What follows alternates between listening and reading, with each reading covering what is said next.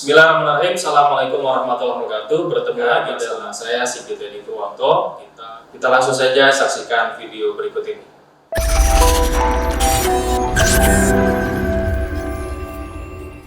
Bertemu kembali dalam perkuliahan penilaian pembelajaran matematika sekolah dasar. Untuk kali ini kita akan bahas tentang penilaian sikap. Penilaian sikap kita bisa lihat dari pengertian penilaian. Penilaian itu adalah penerapan berbagai cara dan penggunaan beragam alat untuk memperoleh informasi hasil belajar peserta didik. Sikap merupakan suatu kecenderungan tingkah laku untuk berbuat sesuatu dengan cara, metode, teknik, dan pola tertentu terhadap dunia sekitar. Sehingga kita bisa sampaikan bahwasanya penilaian sikap adalah penilaian yang dilakukan untuk mengetahui sikap peserta didik terhadap mata pelajaran, kondisi pembelajaran, pendidik, dan sebagainya. Cara-cara pengukuran sikap adalah yang bisa dengan observasi perilaku, bisa juga dengan pertanyaan langsung, laporan pribadi, dan skala sikap. Penilaian sikap dalam proses pembelajaran di kelas. Komponen-komponen sikap yang dapat kita nilai ada yang afektif, kognitif, dan konatif. Afektif adalah perasaan yang dimiliki oleh seseorang atau penilaiannya terhadap suatu objek.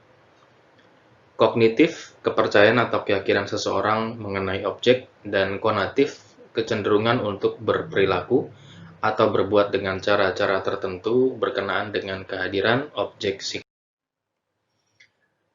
Tujuan penilaian sikap adalah untuk mendapat umpan balik, feedback, baik bagi guru maupun siswa, sebagai dasar untuk memperbaiki proses belajar mengajar dan mengadakan program perbaikan bagi anak didiknya. Tujuan penilaian sikap juga untuk mengetahui tingkat perubahan tingkah laku anak didik yang dicapai. Antara lain, diperlukan sebagai bahan bagi perbaikan tingkah laku anak didik, pemberian laporan kepada orang tua, dan penentuan lulus tidaknya anak didik. Sikap dan objek yang perlu dinilai. Sikap terhadap guru dan mata pelajaran, kemudian sikap terhadap proses pembelajaran, sikap terhadap materi dari pokok-pokok bahasan yang ada, sikap berhubungan dengan nilai-nilai tertentu yang ingin ditanamkan dalam diri siswa melalui suatu pokok bahasan, dan sikap berhubungan dengan kompetensi afektif lintas kurikulum. Kita bisa lihat sekarang dengan penilaian berbasis kelas atau PBK. Penilaian berbasis kelas digunakan untuk menggambarkan suatu penilaian yang dilakukan secara terpadu dengan kegiatan pembelajaran. Penilaian berbasis kelas, proses pengumpulan, pelaporan, dan penggunaan informasi tentang hasil-hasil belajar peserta didik dengan menerapkan prinsip-prinsip penilaian, pelaksanaan berkelanjutan, bukti-bukti autentik, akurat, dan konsisten sebagai akuntabilitas publik.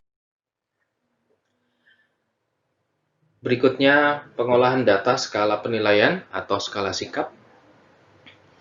Untuk konversi nilai, kita bisa menggunakan standar 100, skor dari 0 sampai 100. Kita juga bisa menggunakan standar 10, skor 0 sampai 10. Atau kita menggunakan standar 4, skor 1 sampai 4, atau dengan huruf A, B, C, D.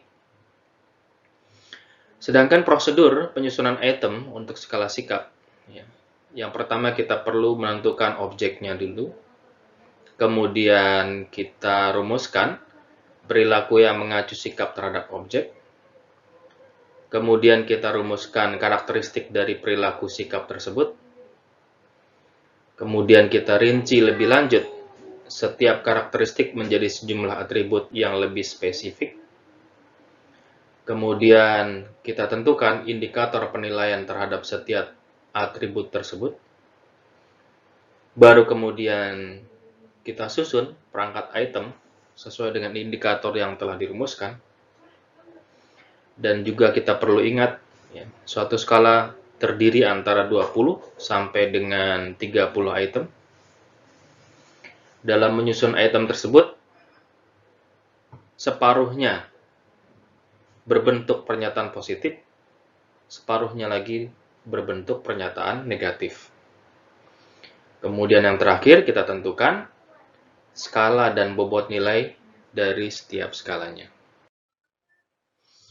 Macam-macam skala sikap. Yang paling sering diingat orang atau digunakan orang adalah skala Likert. Padahal ada banyak skala. Skala Likert sendiri, prinsip pokoknya adalah menentukan lokasi kedudukan seseorang dalam suatu kontinum sikap terhadap objek sikap, mulai dari sangat negatif sampai dengan sangat positif. Selain skala Likert, ada skala Goodman. Skala Goodman berupa sederetan pernyataan opini tentang suatu objek secara berurutan. Berbeda dengan skala Goodman, ada skala Thurston. Skala Thurston ini merupakan skala mirip deskriptif grafik rating scale karena merupakan suatu instrumen yang responsnya dengan memberi tanda tertentu pada suatu kontinum baris. Dan skala yang lain adalah semantik diferensial, disusun oleh Osgood dan kawan-kawan. Semantik diferensial ini instrumennya mengukur konsep-konsep untuk 3 dimensi. Demikian tayangan video kita kali ini, mudah-mudahan dapat dipahami. Jangan lupa untuk mempelajari dari sumber-sumber yang lain supaya lebih paham, dan latihan juga perlu dilakukan agar pemahaman kita lebih baik. Terima kasih. Assalamualaikum warahmatullahi wabarakatuh.